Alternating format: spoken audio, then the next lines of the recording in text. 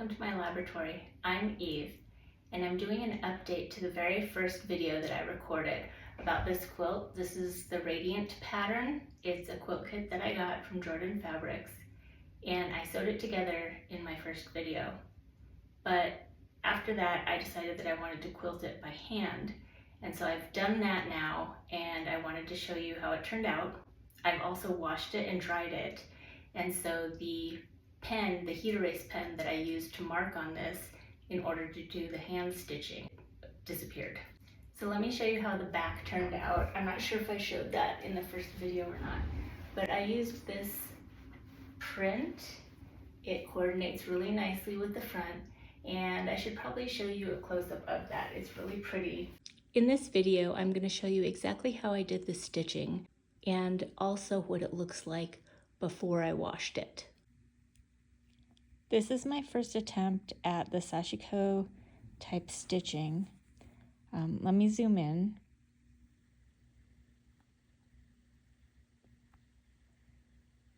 So I started, well, this is where I started. So I started here. These were my first stitches. And I did this in a knotless technique that I learned on YouTube. So what I did was I started the stitch here, and then I stitched in this direction.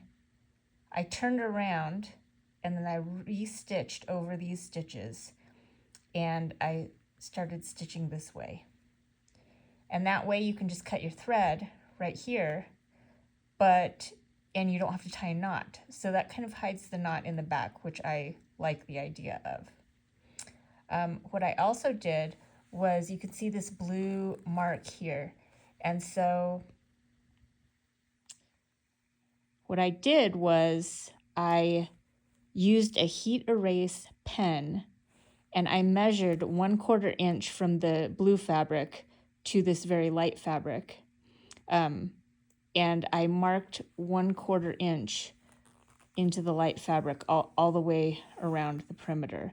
And so that's where I wanted to stitch. And I did that because this pattern is so nice and it looks like an optic illusion kind of. So I didn't want to necessarily stitch in the dark and take your eye away from the pattern that's already made there by the fabric. So I wanted to concentrate my stitches in the light area. Also because this is my first attempt at Sashiko stitching, I knew that it probably wouldn't look very good, especially at first. So I wanted to kind of mask that in the light fabric area. And to do this stitching, I'm using embroidery thread. So I ordered embroidery thread on Amazon, and I'm just using white. But something that I noticed is that the needles that I have, which look like this, the eye wasn't large enough to fit all 6 strands of the embroidery thread through the eye. So what I did was I split my embroidery floss into only 3 strands, because it's 6-strand floss.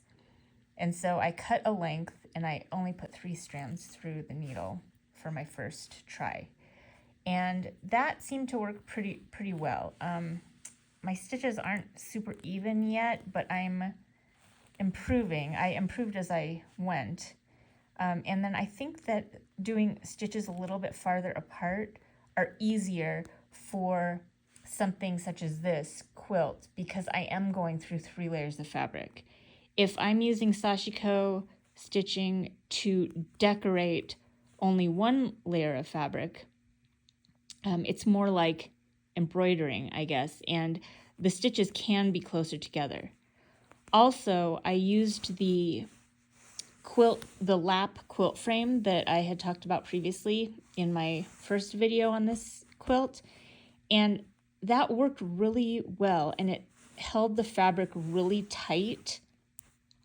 But I think that was better suited for embroidery, because with Sashiko stitching, you're stitching up and down like this, and it was hard to get the needle to go down and then up again with the fabric really tight. So that didn't work like I thought it would. So instead of using all 4 borders for the lap frame, I only used one. And by using just the one connection for the frame here, it held the fabric such that I didn't think I was going to get it bunched up underneath while I was stitching, but it was enough to keep all 3 layers together so that the fabric wasn't shifting as I stitched, but I could still use my other hand to help me manipulate the fabric so that my needle could go up and down to form these stitches.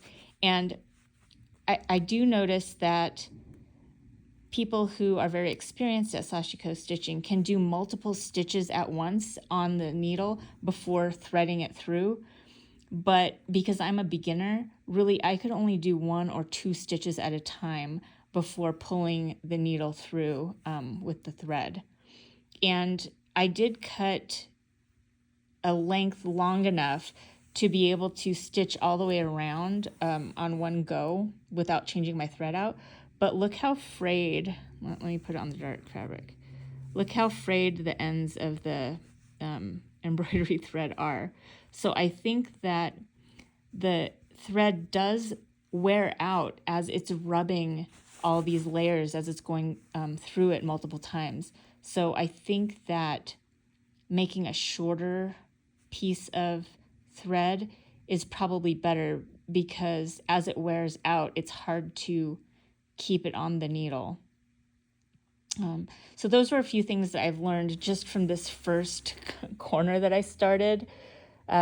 So I'm gonna video doing this probably in time lapse, because it does take quite a while, showing how I do the next corner here.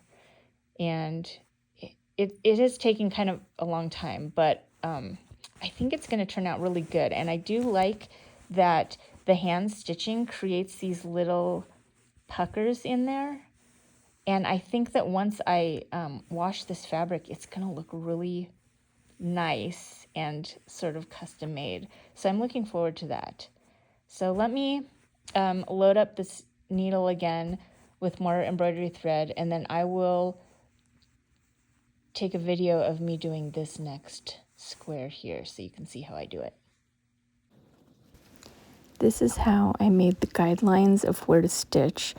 I just measured 1/4 inch away from that dark fabric and drew a line with my blue heat erase pen. And that's the line that I plan to stitch on.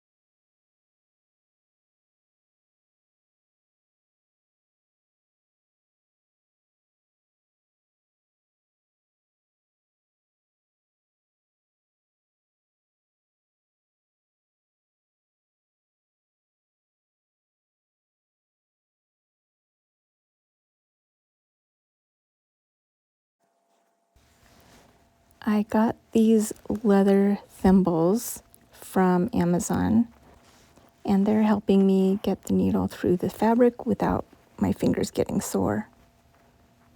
My other hand, or my left hand, is underneath the fabric, helping to keep all 3 layers of the fabric together as I'm putting the needle through with my right hand.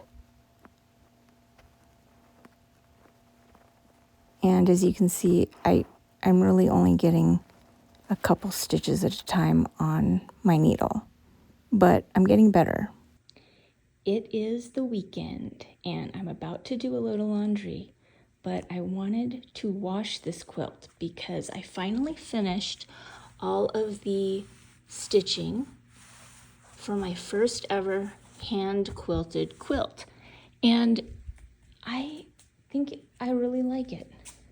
You can hardly tell because I used white embroidery floss and I stuck to the light areas of the quilt. But you can still see my blue guidelines here, and the safety pins are still in. So I'm gonna take the safety pins out and wash and dry it. And the pen that I used is heat erase, so it will fade in the dryer. And then I will show you what it looks like after that's done. Okay, here's a closer look at how that turned out. Oh, let me get out of the way so I don't make a shadow. This is where I stitched using the hand stitching. Can you see? You can see right here. I got better as I went along. At first, I was not very uniform in my stitching, but as I kept going, I got more even. This one's pretty good. And it turned out a little crinkly. I used 100% cotton batting inside, so it shrunk down just a tad, and so it got that nice crinkly quilted homemade quilt look. And this is the back. Isn't it pretty? I love this batik. It looks like watercolor. I don't think I mentioned this in the first video, but I used navy to stitch this binding on. And around the edge of the quilt, the navy doesn't show so much because this is a darker colored border. So what I did was I sewed the binding onto the front and then I flipped it over to the back because this backing is so light. I wanted to catch the navy thread on this dark binding so it wouldn't show. So you can hardly even see that. And then I kind of stitched in the ditch on the front here, so I stitched right along this edge. And it's pretty hidden because this border is on the dark side. But I did use white embroidery floss to stitch all of the light areas. Thank you so much for watching my videos. When I first started, I only had 2 subscribers, but now I have almost 80, so that's really exciting for me. And I really appreciate your time. I also appreciate your comments. I've received some very helpful constructive criticism, and that's helping me to make my videos better.